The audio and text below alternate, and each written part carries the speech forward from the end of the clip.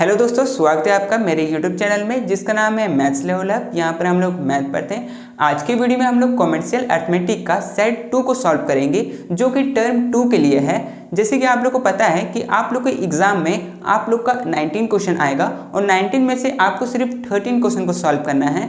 तो मान लीजिए कि अगर मैं इसको सॉल्व कर रहा हूँ, 19 क्वेश्चन सॉल्व कर रहा हूँ और मुझे अगर 1 घंटा लग रहा है, लेकिन आप लोगों को सिर्फ 13 क्वेश्चन को सॉल्व करना है, तो आप उस चीज़ को 40-45 मिनट में सॉल्व कर सकते हैं।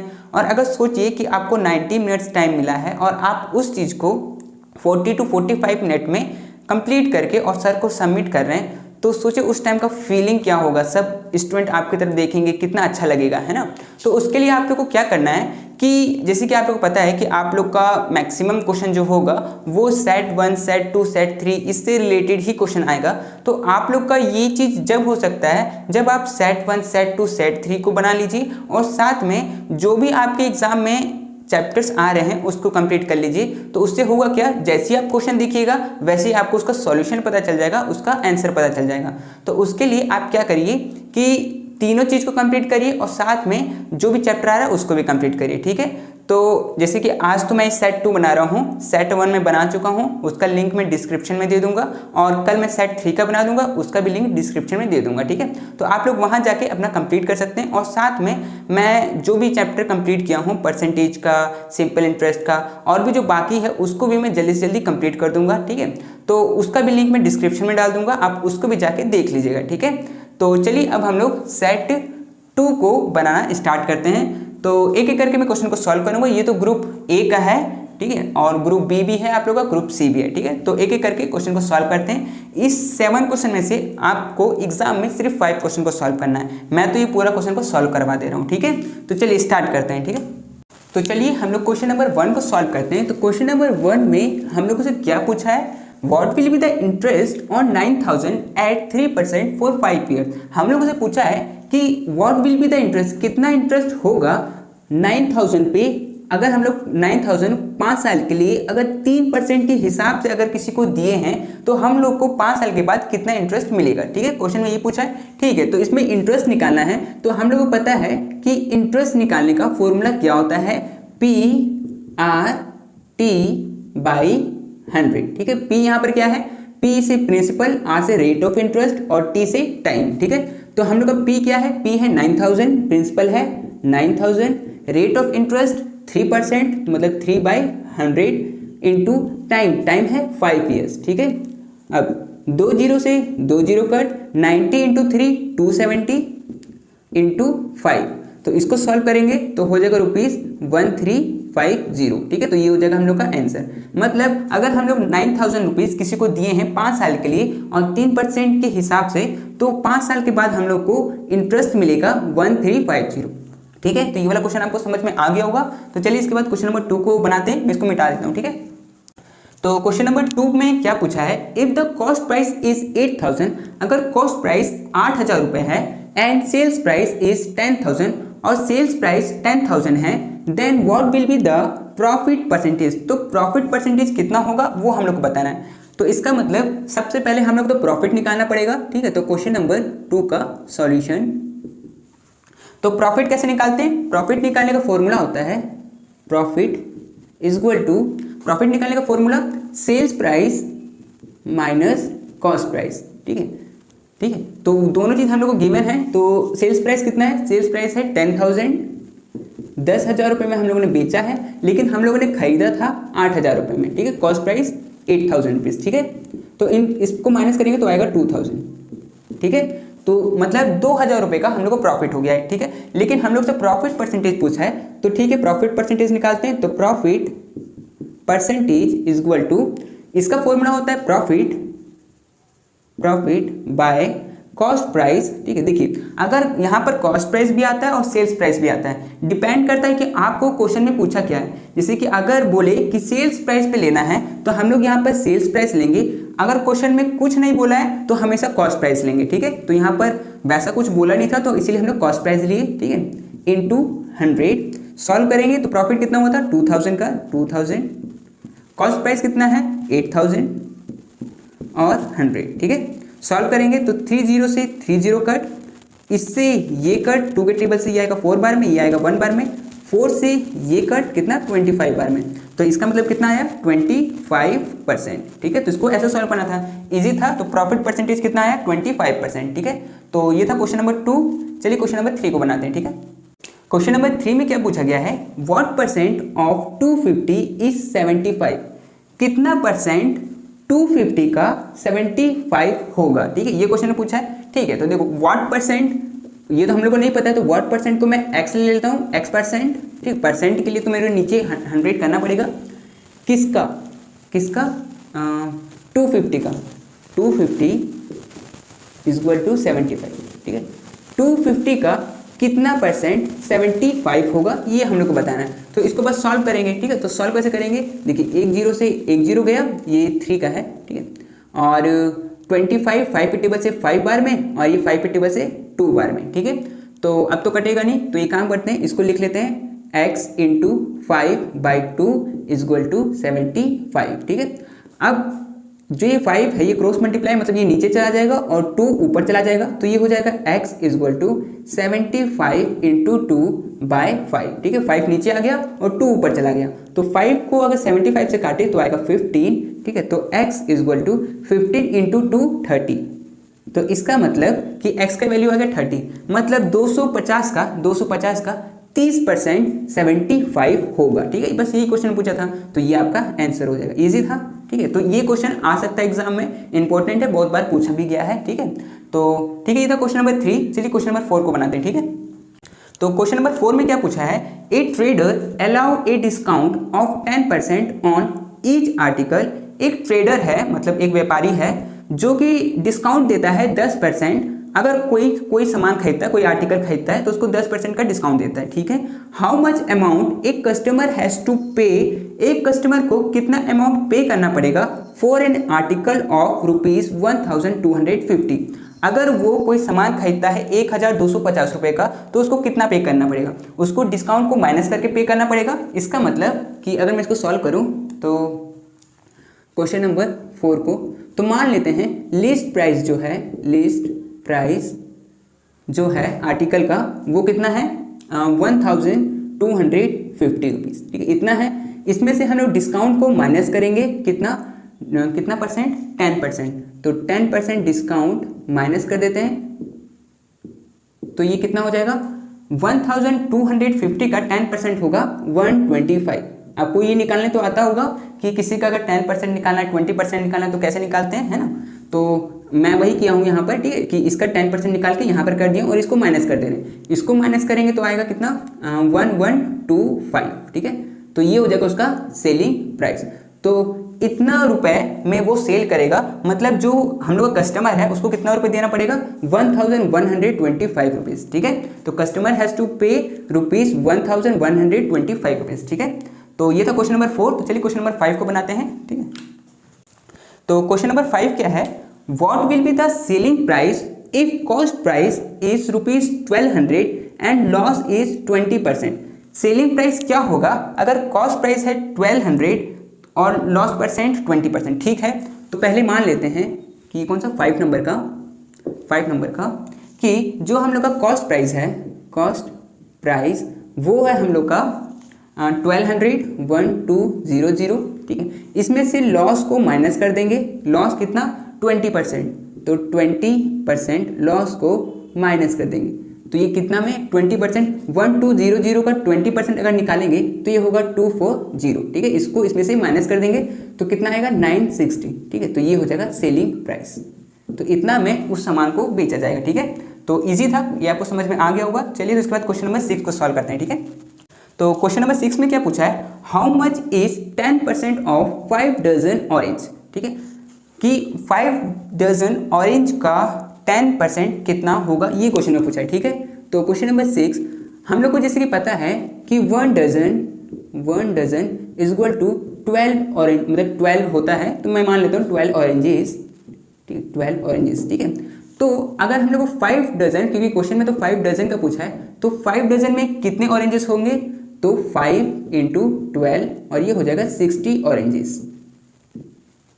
ठीक है, 5 डजन में 60 ऑरेंजेस होंगे। ठीक है, तो तो हम लोग मान लेते हैं ना कि इसको लेके चलते हैं हम लोग ताकि सॉल्व हो जाए, ठीक है। तो इसका तो 10% निकाल सकते हैं, तो 10% ऑफ 60 ऑरेंजेस, 60 ऑरेंजेस, तो इसको कैसे सॉल्व करेंगे, 10/100 इंटू 60 सॉल्व करेंगे तो 1 0 से 1 0 कट, 1 0 से 1 0 कट, तो कितना आया 6, तो ये 6 ऑरेंजेस, ठीक है।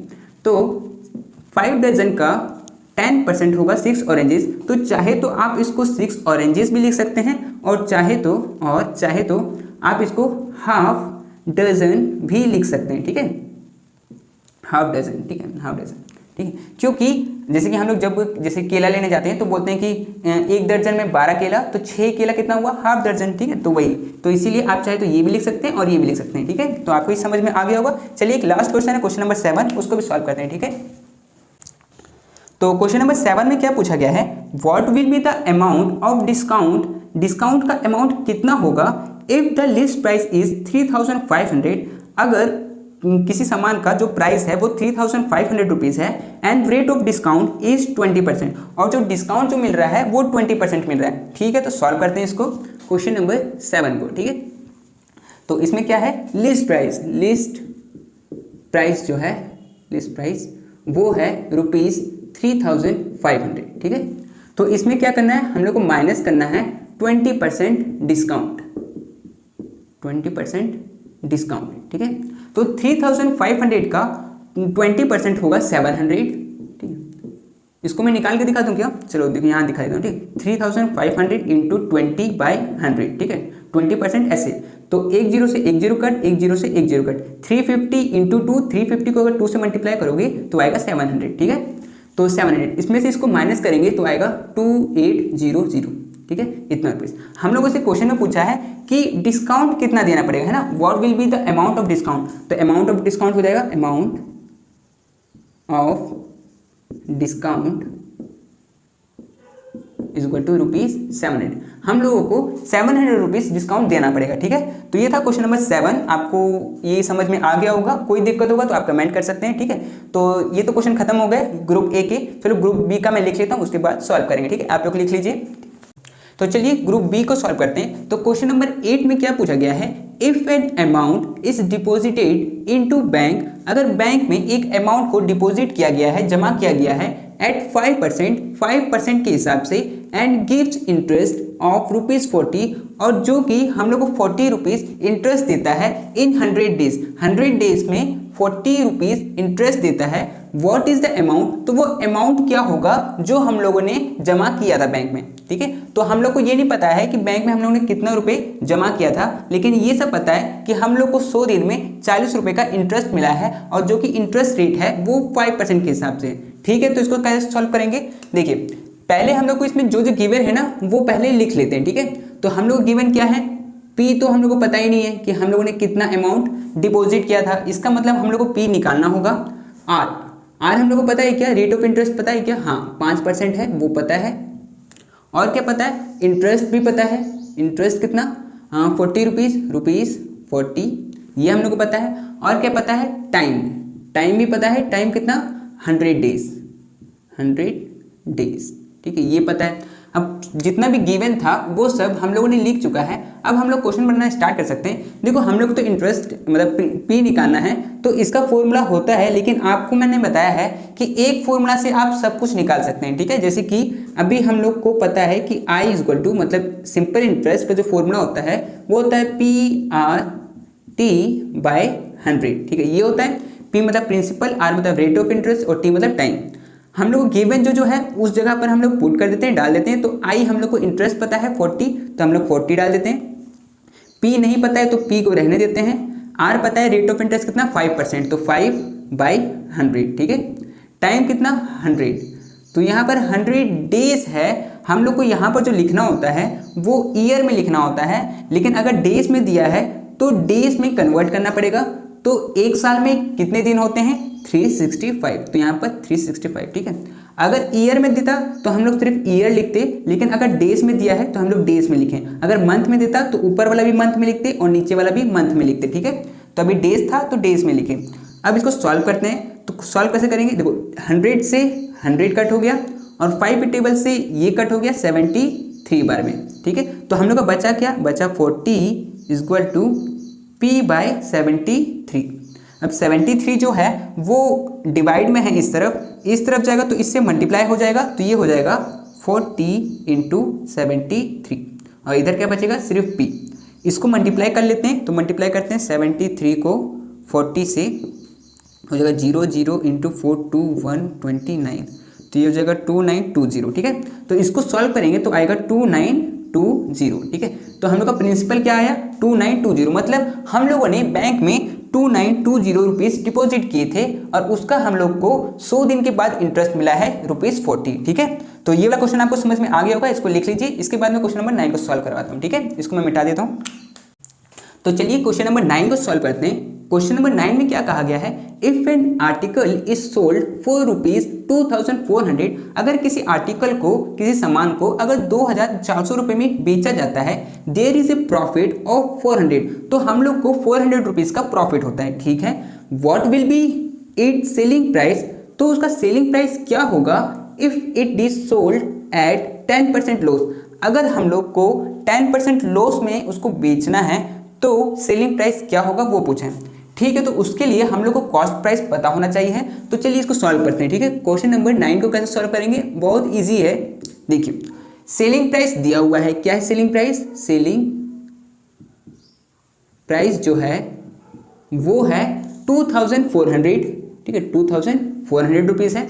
इसमें हम लोग को प्रॉफिट होता है, तो अगर मैं सेलिंग प्राइस में से प्रॉफिट को माइनस कर दूं तो कॉस्ट प्राइस निकलेगा।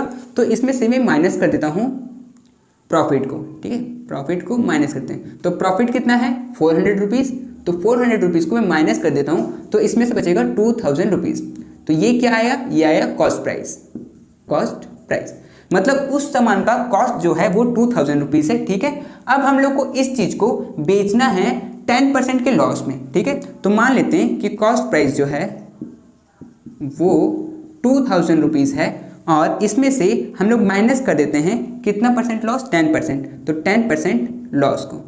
देखिए अगर प्रॉफिट होता है तो हम लोग प्लस करते हैं, लेकिन अभी लॉस कर रहे हैं तो इसीलिए माइनस किए, ठीक है। तो 2000 का 10% होगा 200 रुपीज़, तो 200 इसमें से माइनस करेंगे, ठीक है। तो इसमें से इसको माइनस करेंगे तो आएगा 1800, ठीक है। तो अगर मैं उस चीज़ को, उस आर्टिकल को अगर 1800 रुपये में बेचूंगा तो मुझे 10% का लॉस होगा, ठीक है। तो ये रहा इसका आंसर, आपको ये समझ में आ गया होगा, है ना, इजी था, ठीक है। तो चलिए क्वेश्चन नंबर 10 को सॉल्व करते हैं, इसको मैं मिटा देता हूँ, ठीक है। चलिए तो क्वेश्चन नंबर 10 को देखते हैं। तो क्वेश्चन नंबर 10 में क्या पूछा गया है, ए मैन्युफैक्चरर ऑफ जूस, एक जूस का मैन्युफैक्चरर है जो कि जूस बनाता है, send 10 bottles more for every 100 bottles order, अगर हम लोग 100 बोतल को ऑर्डर करते हैं तो वो हम लोग को 10 बोतल एक्स्ट्रा देता है, मतलब 110 बोतल देता है, सही बात है, अच्छी है। एंड अलाउ 12% ट्रेड डिस्काउंट, और साथ में 12% का ट्रेड डिस्काउंट भी देता है, वाह अच्छा। If the market price of a बोतल इज ₹25, अगर मार्केट में उस बोतल का जो प्राइस है वो 25 रुपीज़ है, what price should be fixed by the purchaser, तो परचेजर उस बोतल का प्राइस कितना में फिक्स करेगा, so as not to sustain any loss, तो उसको कोई लॉस ना हो, वो कितना प्राइस रखेगा कि उसको लॉस ना हो, ठीक है। प्रॉफिट हो या ना हो उससे मतलब नहीं है, लेकिन उसको लॉस नहीं होना चाहिए, ठीक है। तो ठीक है, इसको सॉल्व कैसे करेंगे, चलिए सॉल्व करते हैं क्वेश्चन नंबर 10 को। क्वेश्चन बड़ा है लेकिन अगर आप समझ गए तो उसको आप बना सकते हैं, ठीक है। देखिए क्वेश्चन में क्या पूछा है, देखिए पहले तो इसको निकाल लेते हैं कि प्राइस ऑफ 1 बोतल, एक बोतल का जो प्राइस है वो है ₹25, ये तो गिवन है हम लोग को, ठीक है। और हम लोग कितने बोतल को ऑर्डर किए थे, तो प्राइस ऑफ 100 बोतल का प्राइस कितना हो जाएगा 25 इंटू 100, ठीक है, ये हो जाएगा। सॉल्व करेंगे तो आएगा 2500, ठीक है। तो अगर एक का प्राइस 25 है और अगर हम लोगों ने इसको 100 बोतल को मंगाया है तो कितना रुपीज़ हो जाता है 2500। इस 2500 पे हम लोग को ट्रेड डिस्काउंट पे मिला है 12% का, तो हम लोग माइनस कर देते हैं 12% ट्रेड डिस्काउंट, ठीक है। मैं शॉर्ट में लिख रहा हूँ लेकिन आप उसको बड़ा करके लिखिएगा, ठीक है, पूरा लिखिएगा। तो अगर 2500 का 12% निकालेंगे तो कितना आएगा, चलो मैं निकाल के देखता हूँ। 2500 का अगर 12% अगर निकाले तो 2 जीरो से 2 जीरो कट और 25 इंटू 12 तो 300, ठीक है। तो ये निकला 300। तो इसमें से इसको माइनस कर देते हैं, 2500 में से 300 को माइनस करेंगे तो आएगा 2200, ठीक है। इतना इसको मिटा देता हूँ। तो हम लोगों को जो कॉस्ट पड़ा वो पड़ा 2200, ठीक है। हम लोगों को पर वो पड़ा numbers of bottles actually receive, पर हम लोगों को रिसीव कितना हुआ, हम लोग को तो 100 बोतल ऑर्डर किए थे लेकिन 10 बोतल एक्स्ट्रा मिला हम लोग को, तो हम लोग के पास कितना आया, 110 बोतल आया, ठीक है। तो इसका मतलब अगर हम लोग को तो क्या था, तो manufacturer to be fixed price, अगर उसको फिक्स करना है प्राइस को, तो इसका मतलब क्या हो जाएगा कि कितना रुपए उसने दिया है 2200 रुपीज़, और कितना बोतल का दिया है 110 बोतल का, तो 110, ठीक है। ऐसे करके इसको निकालते हैं, कितना रुपीस, इतना रुपए दिया है उसने, कितने बोतल का, 110 बोतल का। तो 0 से 0 कट और इससे ये कट 20 बार में, इसका मतलब कि उसको 20 रुपीज़ हर बोतल का देना पड़ेगा, तब उसको कोई भी लॉस नहीं होगा, ठीक है। तो आपको ये क्वेश्चन समझ में आ गया होगा, इस तरह से सॉल्व करना था। कोई दिक्कत होगा तो आप लोग कमेंट कर सकते हैं, ठीक है। तो ये था क्वेश्चन नंबर 10। तो चलिए इसके बाद 4 क्वेश्चन और ग्रुप बी का बाकी है, उसको भी मैं लिखा देता हूँ, उसके बाद सॉल्व करा देता हूँ, ठीक है। तो इसको मैं मिटा लेता हूँ पहले, ठीक है। तो चलिए क्वेश्चन नंबर 11 को सॉल्व करते हैं। क्वेश्चन नंबर 11 में क्या पूछा है, the salary of a salesman is increase from 1,50,000 to 1,80,000। एक सेल्समैन है जिसका सैलरी इंक्रीज हो गया है 1,50,000 से 1,80,000, ठीक है। What is the percentage increase in salary, तो उसकी सैलरी में कितना परसेंट इंक्रीज हुआ है, ये क्वेश्चन में पूछा है। वैसे तो हम लोग बता सकते हैं कि 1,50,000 पहले था और अब 1,80,000 हो गया है, तो 30,000 का इंक्रीज हुआ है, लेकिन हम लोग को परसेंटेज में पूछा है, तो ठीक है परसेंटेज में निकालते हैं। तो कैसे निकालेंगे, क्वेश्चन नंबर 11 का सॉल्यूशन, ठीक है। तो इंक्रीज इन सैलरी, सैलरी में कितना इंक्रीज हुआ है, इंक्रीज इन सैलरी, सैलरी में इंक्रीज हुआ है, हम लोग क्या करेंगे 1,80,000 में से 1,50,000 को माइनस कर देंगे, तो हम लोग का निकल जाएगा कि कितना इंक्रीज हुआ है सैलरी में, तो ये हुआ है ₹30,000 का, ठीक है। तो ये जो 30,000 इंक्रीज हुआ है, इसको हम लोग ये भी तो कह सकते हैं कि उसका 30,000 प्रॉफिट हुआ है ना, ये भी बोल सकते हैं। अब अगर हम लोग को परसेंटेज निकालना है, तो परसेंटेज इंक्रीज, इसकी जगह आप पूरा लिखिएगा, ठीक है। मैं शॉर्ट में जल्दी में लिख दे रहा हूँ बस। Percentage increase is equal to profit, आप चाहे तो ये वाला चीज प्रॉफिट ही हुआ है ना, और नीचे में हम लोग कॉस्ट प्राइस लिखते हैं। मतलब कॉस्ट प्राइस क्या, मतलब जो शुरू में हो, है ना। तो इसका शुरू में क्या था, शुरू में था 1,50,000, उसके बाद बढ़ा है ना, तो पहले तो था इसका 1,50,000, ठीक है, इंटू 100, क्योंकि हम लोग परसेंटेज निकाल रहे हैं। सॉल्व करेंगे तो प्रॉफिट कितना 30,000 का उसका हुआ है, इतना इंक्रीज हुआ है, और पहले था 1,50,000 इंटू 100। सॉल्व करेंगे तो 4 जीरो से 4 जीरो कट, और 3 को अगर 15 से मैं कट करूं तो 5 बार में ये कट हो सकता है, और ये 1 बार में, और 5 को अगर 100 से कट करूं तो ये 20 बार में। इसका मतलब कि 20% उसका सैलरी इंक्रीज हुआ है, ठीक है। तो इस तरह से इस क्वेश्चन को सॉल्व करना था। तो आपको ये समझ में आ गया होगा। तो चलिए क्वेश्चन नंबर 12 को करते हैं, ठीक है। मैं इसको मिटा देता हूँ। तो क्वेश्चन नंबर 12 में क्या पूछा गया है, देखिए ये जो क्वेश्चन है ये बहुत इंपॉर्टेंट क्वेश्चन है, एग्जाम में मैक्सिमम बार ये वाला क्वेश्चन पूछा गया है, और बनाना बहुत इजी है। मैंने अपने वीडियोस में भी सिंपल इंटरेस्ट का जो वीडियो मैंने बनाया है उसमें भी ये वाले क्वेश्चन का मतलब 3-4 क्वेश्चन इस टाइप वाले करवाए हैं, ताकि आपको समझ में आ जाए, ठीक है। तो चलिए आज फिर से करते हैं। क्वेश्चन नंबर 12 में पूछा है, at what rate of simple interest will it sum triple itself in 20 years. मतलब क्वेश्चन पूछा है कितना रेट पे, कितना रेट ऑफ परसेंट पे सिंपल इंटरेस्ट जो है, मतलब सिंपल इंटरेस्ट से हम लोग को सॉल्व करना है, और वो ट्रिपल हो जाए। मतलब मान लो अगर हम लोग पास 100 रुपये है, तो वो 20 साल में कितने रेट ऑफ इंटरेस्ट से ट्रिपल हो जाए, मतलब 100 का 300 हो जाए, ये क्वेश्चन में पूछा है, ठीक है। तो चलिए ठीक है, तो हम लोग इसको क्या करेंगे ना, सॉल्व करते हैं। कौन सा नंबर, 12 नंबर, ठीक है। तो मान लेते हैं कि हम लोग का जो प्रिंसिपल है वो, इसको लेट कर लेते हैं, ठीक है। लेट प्रिंसिपल भी, इसको आप पूरा लिखिएगा, ठीक है। मैं P लिखा हूँ, आप प्रिंसिपल लिखिएगा। तो P इज इक्वल टू, मान लेते हैं ₹100, कि हम लोग के पास सबसे शुरू में 100 रुपीज़ था, और हम लोग का अमाउंट क्या होता है, जो सबसे लास्ट में हम लोग को मिलता है, मतलब 20 साल के बाद हम लोग का ये अमाउंट ट्रिपल हो जाए। तो ट्रिपल का मतलब क्या, 100 जो है वो 300 बन जाए, तो ₹300 बन जाए ये चीज़। अब आई, ठीक है, इंटरेस्ट। अब देखिए हम लोग का जो P है वो 100 है और अमाउंट है वो 300 है, तो इसमें जो इंक्रीज हुआ होगा वो इंक्रीज सिर्फ इंटरेस्ट इंक्रीज हुआ होगा, क्योंकि जो प्रिंसिपल है वो तो फिक्स रहता है, सिर्फ इंटरेस्ट हर बार बढ़ता रहता है। तो इसके बीच में कितना इंटरेस्ट लगा होगा, 200 रुपये, ठीक है। तो 200 रुपीज़ हम लोग को इंटरेस्ट का मिल रहा होगा, ठीक है। और क्या गिवन है क्वेश्चन में, टाइम गिवन है कितना, 20 ईयर्स। तो 20 ईयर्स हम लोग को टाइम भी गिवन है। हम लोग को क्वेश्चन में बस ये पूछा है कि रेट ऑफ इंटरेस्ट कितना होगा, कितने इंटरेस्ट पे हम लोग का 20 साल में जो भी प्रिंसिपल है वो 3 गुना हो जाए, ठीक है, ये क्वेश्चन में। तो ठीक है, इसको तो हम लोग जानते हैं कैसे सॉल्व करेंगे। हम लोग interest is equal to PRT by 100, ठीक है, इससे, क्योंकि हम लोग को तो R निकालना है, बाकी का वैल्यू तो पता है। I कितना है, I है 200, तो हम लोग इसको 200 लिख लेते हैं। P पता है हम लोग को, P है 100, तो 100 लिख लेते हैं, इंटू R कितना है, R तो हम लोग को नहीं पता है, तो R को रहने देते हैं।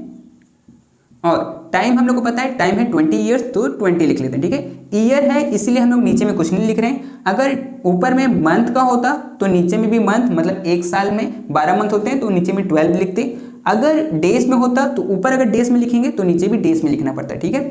तो ये आपको समझ में आ गया होगा। अब इसको सॉल्व करते हैं। तो 100 में से 100 कट और R इंटू 20, बस यही बच गया है। तो जो 20 है वो R के साथ में मल्टीप्लाई में है, अगर इस तरफ आएगा तो डिवाइड में, मतलब नीचे आ जाएगा, तो 200/20 इज इक्वल टू R, इस तरफ R बचेगा। 1 0 से 1 0 कट और 2 से ये 20 कट, तो ये आया 10 बार में, मतलब देयरफॉर रेट ऑफ इंटरेस्ट क्या हो जाएगा, 10%, ठीक है। अगर 10% के हिसाब से 20 साल में जो पैसा है वो ट्रिपल हो जाएगा, ठीक है। तो आपको ये वाला क्वेश्चन समझ में आ गया होगा, इंपॉर्टेंट है, इसको अच्छी तरह से आप सीख लीजिएगा। तो चलिए इसके बाद क्वेश्चन नंबर 13 को सॉल्व करते हैं, ठीक है। तो क्वेश्चन नंबर 13 में क्या पूछा गया है, ए ट्रेडर अलाउस 10% ट्रेड डिस्काउंट। एक ट्रेडर है, एक व्यापारी है जो कि 10% का ट्रेड डिस्काउंट देता है एंड 2% कैश डिस्काउंट, और कैश डिस्काउंट भी देता है 2% का, ठीक है। If the list price of an article is 1200, अगर किसी आर्टिकल का दाम या फिर मतलब किसी का सामान का दाम जो है वो 1200 रुपये है, फाइंड इट सेलिंग प्राइस, तो उसको सेल कितने में करेंगे, ठीक है, ठीक है। तो इसको सॉल्व करते हैं। तो ये है क्वेश्चन नंबर 13 का, ठीक है। तो इसमें हम लोग को दे रखा है list price of article. Article का लिस्ट प्राइस कितना है, ₹1200 इतना है ना। इसमें हम लोग को ट्रेड डिस्काउंट माइनस करना है, तो माइनस कर देते हैं, माइनस ट्रेड डिस्काउंट। कितना ट्रेड डिस्काउंट माइनस करना है, 10% ट्रेड डिस्काउंट माइनस करना है। तो 1200 का 10% हो जाएगा 120, तो 120 इसमें से माइनस करेंगे तो ये हो जाएगा 1080, ठीक है, इतना रुपीस, ठीक है। अब इस चीज़ में हम लोग को कैश डिस्काउंट भी माइनस करना है, तो माइनस करेंगे कितना, 2% कैश डिस्काउंट, ठीक है, वो 2% कैश डिस्काउंट। तो इसको मैं मिटा लेता हूँ यहाँ से, है ठीक। तो इसका, इस अमाउंट का 2% कितना हो जाएगा, इसका हो जाएगा 2% 21.6, ठीक है, 21.6, ठीक है। तो इसको इसमें से माइनस करेंगे, ठीक है। तो मैं माइनस कर लेता हूँ नीचे। तो 1080 में से 21.6 को अगर माइनस करेंगे तो ये आएगा 4. ये हो गया 918, 7 में 2 गया 5 और ये 0 और ये 1, ठीक है। मतलब ये हम लोग को आया सॉल्व करने पे 1058.4, ठीक है। तो ये हो जाएगा हम लोग का सेलिंग प्राइस, ठीक है। आप लोग फुल मतलब पूरा लिखिएगा सेलिंग प्राइस, ठीक है। तो इतना हो जाएगा, तो इतने में वो बेचेगा सामान, ठीक है, पूरा ट्रेड डिस्काउंट और कैश डिस्काउंट देने के बाद, ठीक है। तो ये वाला क्वेश्चन आपको समझ में आ गया होगा। तो एक लास्ट क्वेश्चन बाकी है, उसको भी सॉल्व कर लेते हैं, ठीक है। इसको मैं मिटा देता हूँ। तो चलिए क्वेश्चन नंबर 14 को करते हैं। क्वेश्चन नंबर 14 में पूछा गया है 120 litres of milk containing 15% water, 120 litre दूध में 15% पानी है, is mixed with 180 litres of milk containing 10% water, और 180 लीटर दूध में 10% पानी है, और इन दोनों को मिलाया जाता है what percent of water is there in the new mixture. अगर उन दोनों को मिला दिया जाए तो पानी का परसेंट कितना होगा दूध में। ठीक है, तो ठीक है, इसको सॉल्व करते हैं। देखिए बहुत इजी क्वेश्चन है, इसको मैंने पहले सॉल्व भी करवा चुका है। तो इसको कैसे बनाना है, तो क्वांटिटी ऑफ वाटर इन पहले 120 का निकाल लेते हैं, 120 लीटर्स। ठीक है, 120 लीटर में कितना पानी है, तो 120 लीटर में कितना परसेंट, 15%। तो इसका 15% निकालते हैं, तो 15/100 सॉल्व करेंगे तो 1 0 से 1 0 कट, और ये कट, ये 3 बार में, ये 2 बार में, 2 से ये कट 6 बार में, तो 6 × 3 18 लीटर। तो 120 लीटर दूध में 18 लीटर तो पानी है। ठीक है, चलो अब दूसरा निकालते हैं। तो क्वांटिटी ऑफ वाटर इन कितना, 180 लीटर्स। 180 लीटर में कितना पानी है, तो 180 लीटर में 10% पानी है, तो इसका 10% निकालेंगे तो निकलेगा 18 लीटर।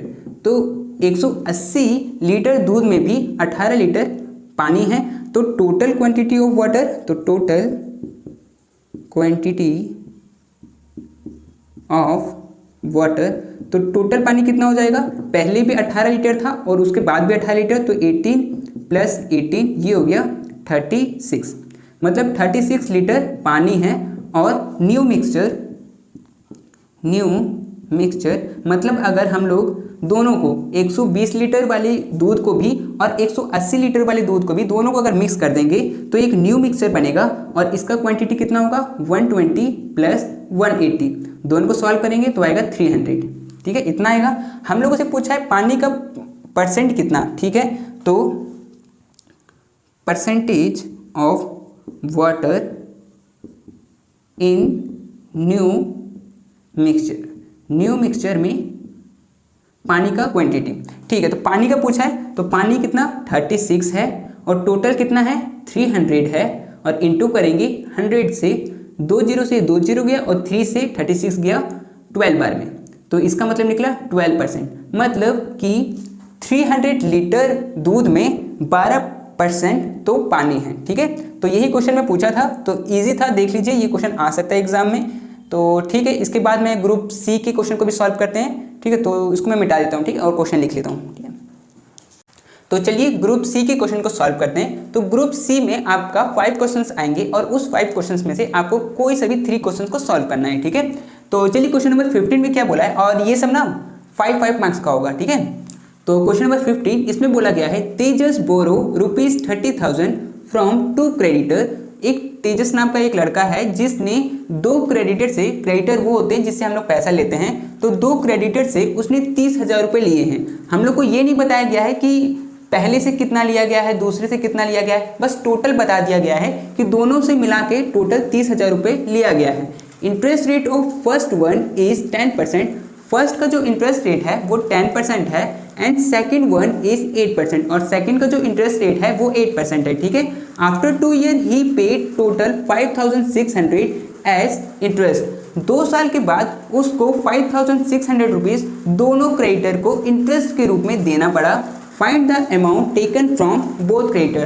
तो दोनों क्रेडिटर से कितना रुपए उसने लिया था शुरू में। ठीक है, तो क्वेश्चन बहुत इजी है, इसको कैसे सॉल्व करना है, तो चलिए सॉल्व करते हैं इसको। ठीक है, तो क्वेश्चन नंबर 15, ठीक है, तो हम लोग मान लेते हैं कि फर्स्ट क्रेडिटर से, first borrowed from first creditor से हम लोग लिए हैं x रुपीज़। ठीक है, x रुपीज़ लिए हैं फर्स्ट क्रेडिटर से, और बोरोड फ्रॉम सेकंड क्रेडिटर से हम लोग जो लिए हैं वो है 30,000 में से x को माइनस कर देंगे। ठीक है, 30,000 में से x को माइनस कर देंगे, तो हम लोग को जो निकलेगा वो सेकंड क्रेडिटर का निकलेगा। ठीक है, तो ये तो हो गया। अब हम लोग इंटरेस्ट निकालते हैं, इंटरेस्ट फॉर फर्स्ट क्रेडिटर का इंटरेस्ट निकालेंगे। तो इंटरेस्ट निकालने का फॉर्मूला तो आपको पता है क्या है, P आर टी बाई 100 है ना। तो P तो हम लोग को पता नहीं है कितना होगा, ठीक है, तो हम लोग मान लेते हैं कि P का P, ठीक है। R हम लोग को पता है कि क्वेश्चन में लिखा है कि फर्स्ट क्रेडिटर से interest rate of first one is 10%, तो इसका जो रेट ऑफ इंटरेस्ट है वो 10% है। और टाइम तो दोनों के लिए सेम है, कितना 2 ईयर, तो यहाँ पर 2, ठीक है। इसको सॉल्व करेंगे तो 1 0 से 1 0 गया और 2 से ये 10 गया 5 बार में, तो इसका आया P/5, मतलब ऊपर में प्रिंसिपल और नीचे में 5, ठीक है। ये है फर्स्ट क्रेडिटर का। अब सेकंड क्रेडिटर का निकालते हैं, तो इंटरेस्ट फॉर सेकंड क्रेडिटर का इंटरेस्ट कितना होगा, तो इसका भी सेम वही होगा, P/100। तो P, इसके लिए भी P हम लोग को नहीं पता है तो P ही रहने देते हैं। लेकिन सेकंड वाले का जो रेट ऑफ इंटरेस्ट है वो 8% है, तो इसका 8% लेंगे, 8/100, और टाइम तो सेम रहेगा 2 ईयर, ठीक है। सेम इसको सॉल्व करेंगे तो ये हो जाएगा, इसको काटते हैं इससे 4 की टेबल से, तो ये आएगा 2 और ये आएगा 25, ठीक है। तो और तो ये कटेगा नहीं, तो इसका क्या हो जाएगा, P × 4/25, ठीक है। ये हो गया इसका। तो अब इस चीज़ को मैं लिख लेता हूँ, थोड़ा साइड में यहाँ पे लिख लेता हूँ, ठीक है, कि फर्स्ट क्रेडिटर का आया P/5, ठीक है, और सेकंड क्रेडिटर का आया P × 4/25, ठीक है। इस तरफ जगह नहीं था तो मैं उधर लिख दिया, ठीक है। अब देखिए जो यहाँ पर जो मतलब P क्या होता है, P हम लोग को जो शुरू में जो अमाउंट लिया होता है वही P होता है। तो यहाँ पर जो मैं फर्स्ट में लिखा हूँ, बोरोड फ्रॉम फर्स्ट क्रेडिटर से कितना रुपए लिया गया था वो है हम लोग का X, तो इसके लिए क्या हो जाएगा X/5, ठीक है, फर्स्ट क्रेडिटर के लिए।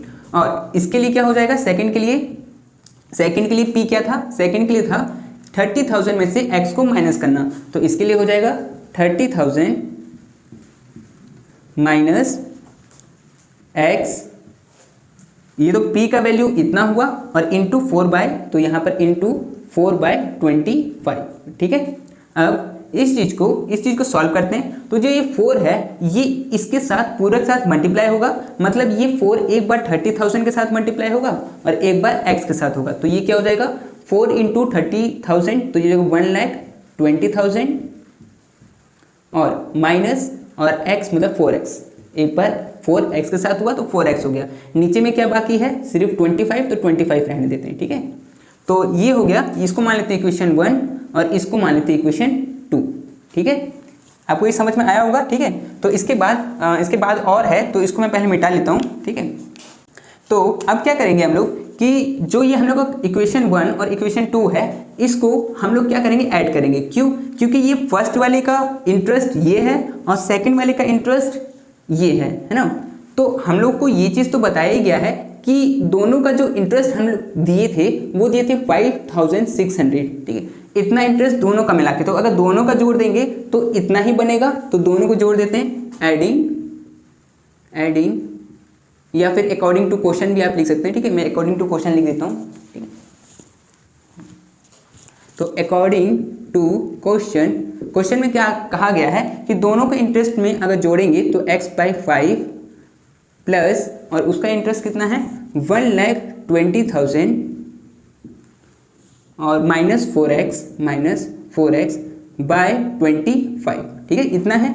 इसको सॉल्व करेंगे तो इन दोनों का एलसीएम आएगा 25, तो 5 की टेबल में 25 आता है 5 टाइम्स में, तो इसको 5 से मल्टीप्लाई करेंगे तो ये हो जाएगा 5x प्लस ये हो जाएगा 1,20,000 माइनस 4x, ठीक है।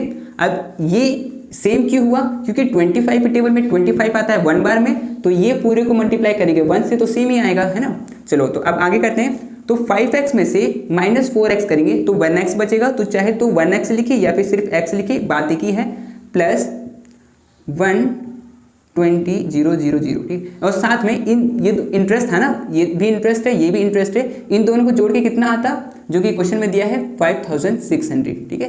तो वो 5,600 चलता रहेगा, ठीक है। और यहाँ पर बाय 25 इक्वल टू 5,600, ठीक है। अब देखिए यहाँ पर इसको क्रॉस मल्टीप्लाई कर देते हैं, इसको इसके साथ मल्टीप्लाई कर देते हैं, तो ये हो जाएगा x plus 120 is equal to 5600 into 25, ठीक है। क्रॉस मल्टीप्लाई हो गया। अब इसको अगर सॉल्व करेंगे तो ये होगा x plus 1,20,000 is equal to, दोनों को सॉल्व करेंगे तो आएगा 41,40,000, ठीक है, इतना आया। अब जो ये प्लस में है 1,20,000 प्लस में, वो उधर जाएगा तो माइनस हो जाएगा, तो इसका आ जाएगा x इज इक्वल टू 1,40,000 में से अगर माइनस करेंगे 1,20,000 तो आएगा 20,000, ठीक।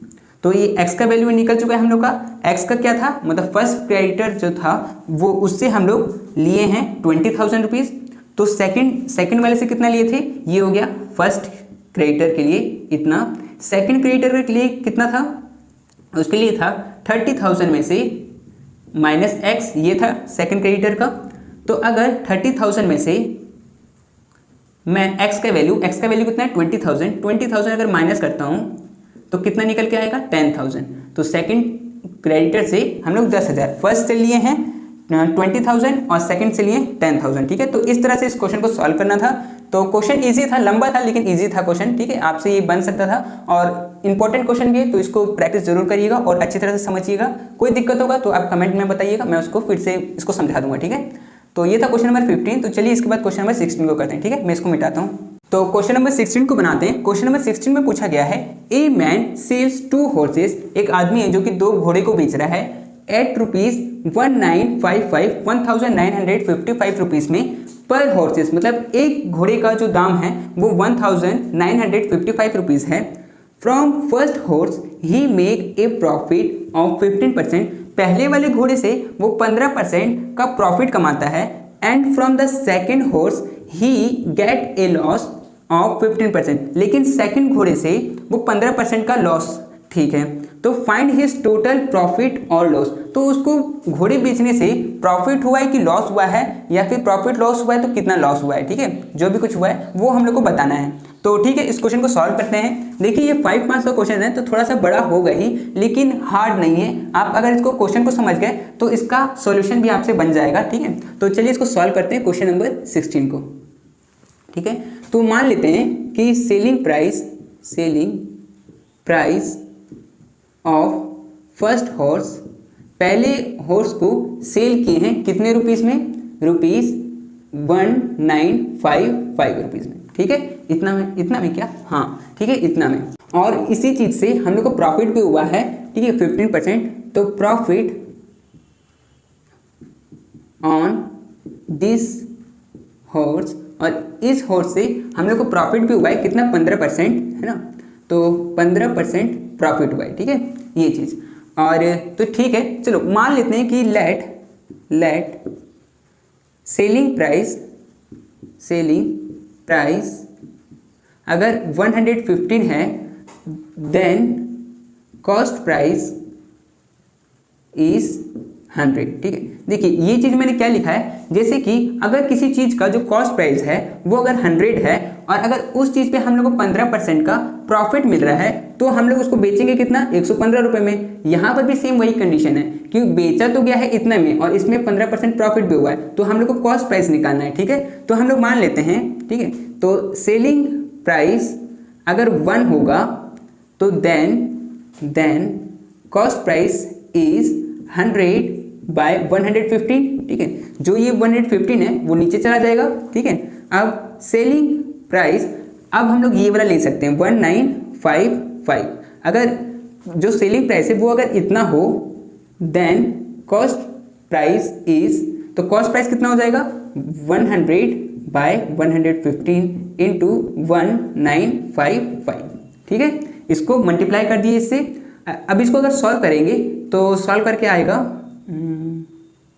इसको काटते हैं इस, तो ये इससे कटेगा 17 टाइम्स में और 17 और तो ये हो गया 1700, ठीक।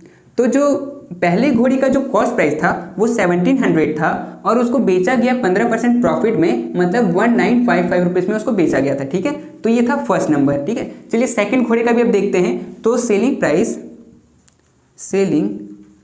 Price of of second horse is equal to, उसको भी तो बेचा गया था सेम रेट में ही, मतलब 1955 में उसको भी बेचा गया था, लेकिन इसमें इसको लॉस में बेचा गया था। ठीक है, तो लॉस ऑन दिस हॉर्स, इस हॉर्स में लॉस पे बेचा गया था कितना परसेंट, 15% लॉस में। ठीक है, तो इसका भी मैं यहाँ पे लिख देता हूँ। ठीक है, कि लेट कर लेते हैं हम लोग, लेट सेलिंग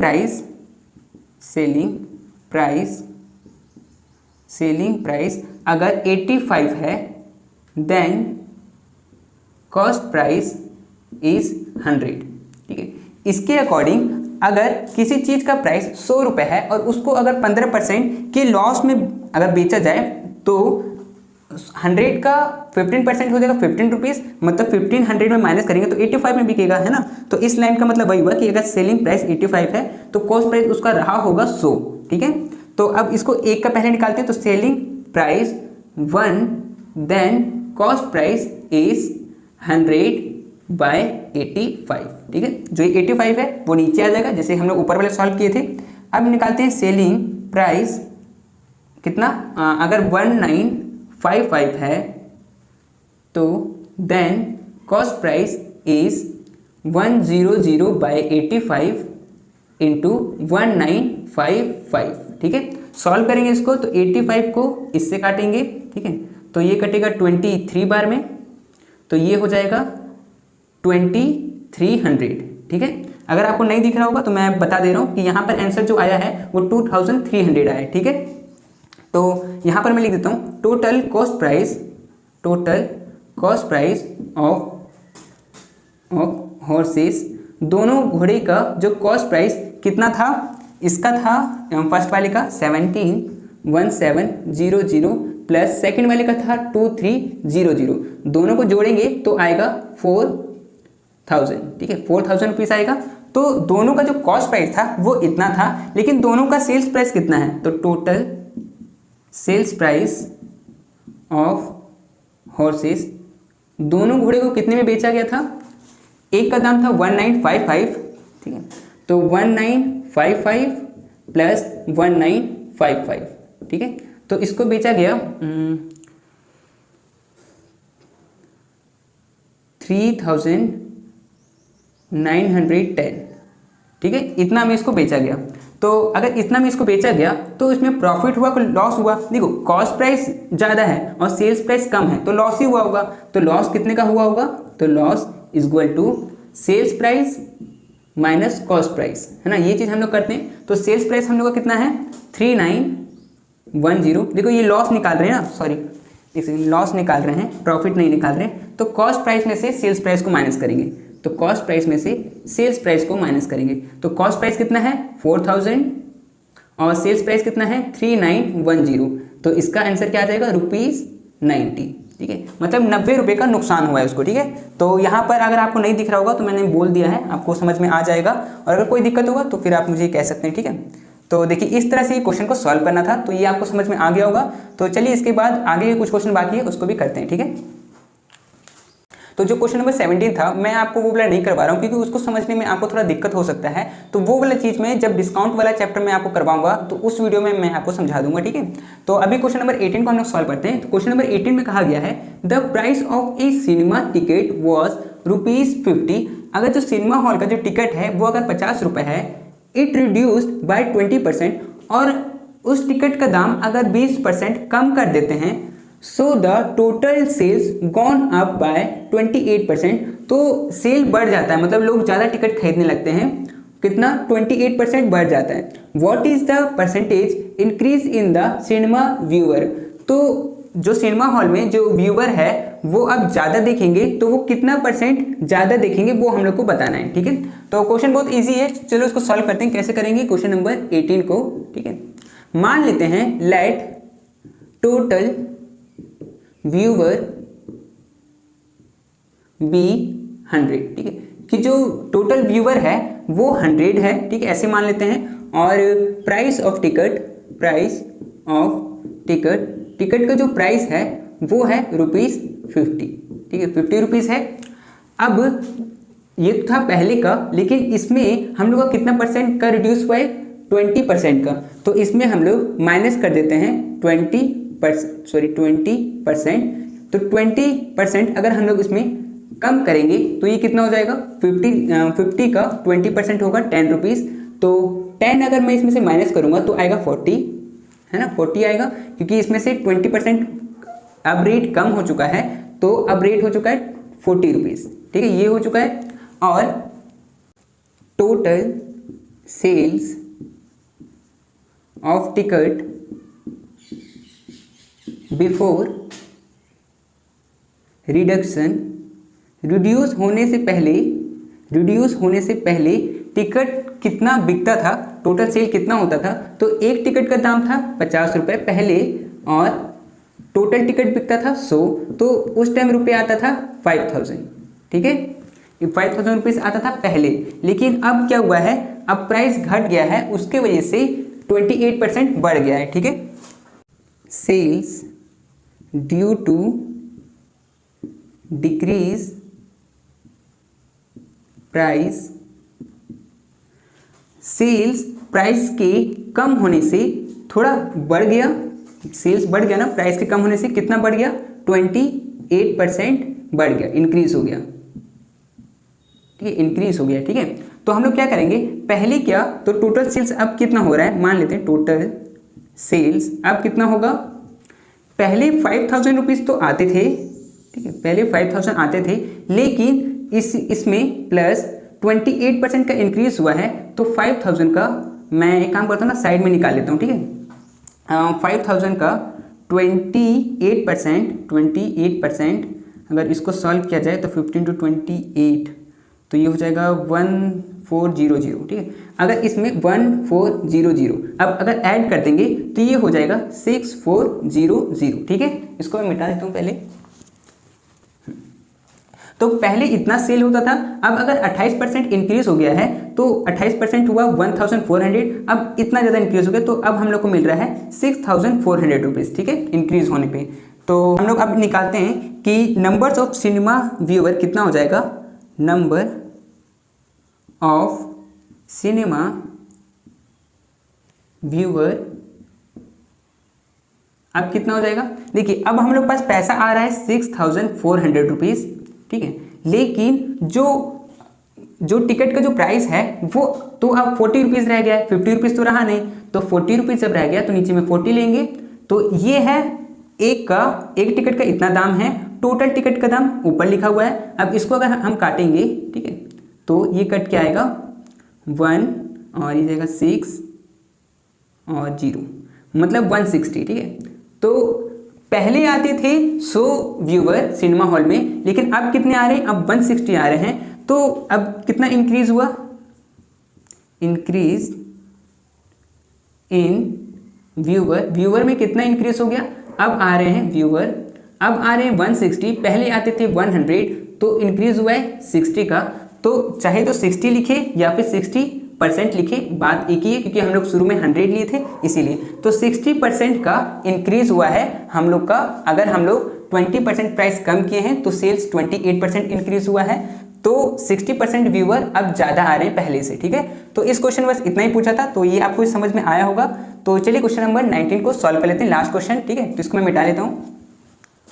तो क्वेश्चन नंबर 19 में क्या पूछा गया है, how much money will become 39,600 at the rate of 14% in 7 year. मतलब हम लोग से पूछा है कितना रुपए 7 साल में 14% के हिसाब से 39,600 बन जाएगा। मतलब हम लोग को प्रिंसिपल नहीं बताया हुआ है, हम लोग को बताया हुआ है जो सबसे लास्ट में जो अमाउंट होता है उसका बताया हुआ है। तो ठीक है, इसको कैसे सॉल्व करेंगे, इसको सॉल्व करेंगे कौन सा 19 नंबर सबसे लास्ट वाला, ठीक है।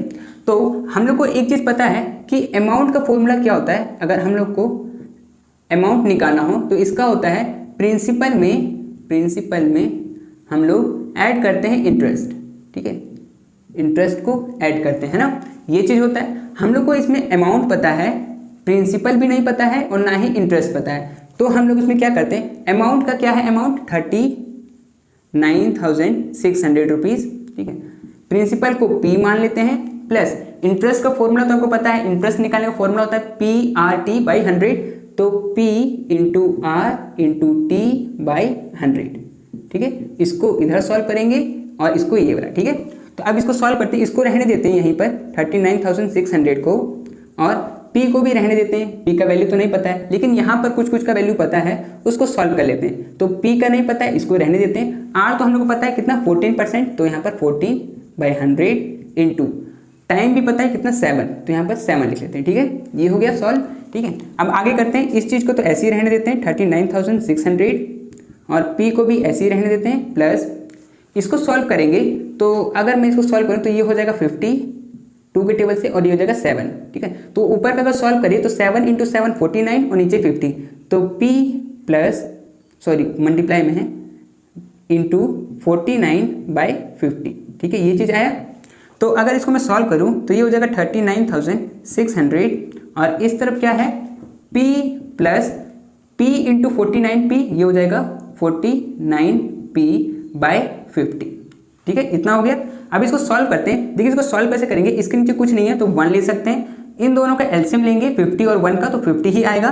तो इधर को तो मैं ऐसे ही रहने देता हूँ 39,600 इक्वल टू एलसीएम लिए तो 50 और 1 का एलसीएम आया 50। 1 के टेबल में 50 आता है 50 बार में, तो इसको 50 से मल्टीप्लाई करेंगे तो ये हो जाएगा 50P प्लस 50 के टेबल में 50 आता है 1 बार में, तो इसको तो 1 से मल्टीप्लाई करेंगे तो ये तो सेम रहेगा 49P, ठीक है। अब इसको सॉल्व करेंगे तो ये 39,600 इक्वल टू ये 50P प्लस 49P, ये दोनों मिलके हो जाएगा 99P, ठीक है, और नीचे में 50, ठीक है, ये हो गया। अब इसको सॉल्व करते हैं। देखिए इधर जगह है नहीं तो मैं इसको ना इधर सॉल्व कर देता हूँ, ठीक है। तो अब देखिए इसको क्रॉस मल्टीप्लाई कर सकते हैं, इसको इससे मल्टीप्लाई कर देंगे तो ये हो जाएगा 39,600 इंटू 50 इक्वल टू इधर बचा हुआ है 99P, और जो 99 है वो P के साथ में मल्टीप्लाई में है, इक्वल टू के इस तरफ आएगा तो वो डिवाइड में हो जाएगा, तो ये हो जाएगा 39,600 इंटू 50/99, ठीक है। और इस तरफ क्या बच जाएगा, सिर्फ P है ना। अब 99 को अगर मैं इससे काटूं तो ये कटेगा 400 बार में, ठीक है, और इधर 50 बाकी है, तो 400 इंटू 50 इक्वल टू P, और 400 में 50 को अगर मल्टीप्लाई करेंगे तो ये हो जाएगा 20,000, ठीक है, 20,000। तो हम लोग का प्रिंसिपल कितना निकला 20,000, मतलब 20,000 अगर हम लोग शुरू में अगर लगाए हैं तो वो 7 साल में 14% के हिसाब से 39,600 बन जाएगा। सिर्फ क्वेश्चन में ये पूछा था, तो ये क्वेश्चन भी इंपॉर्टेंट है, एग्जाम में पूछ सकता है, तो इसको भी आप अच्छी तरह से देख लीजिए और समझ लीजिए, ठीक है। और ये वाला क्वेश्चन मैंने शायद सिंपल इंटरेस्ट के वीडियो में ये वाला बनाया भी है, ठीक है। तो देखिए 19 क्वेश्चन तो कंप्लीट हो चुका है, तो ठीक है, आप इसको बनाइए, प्रैक्टिस करिए, और मिलते हैं हम लोग नेक्स्ट वीडियो में, ठीक है। तो इस वीडियो के लिए सिर्फ इतना ही, ठीक है।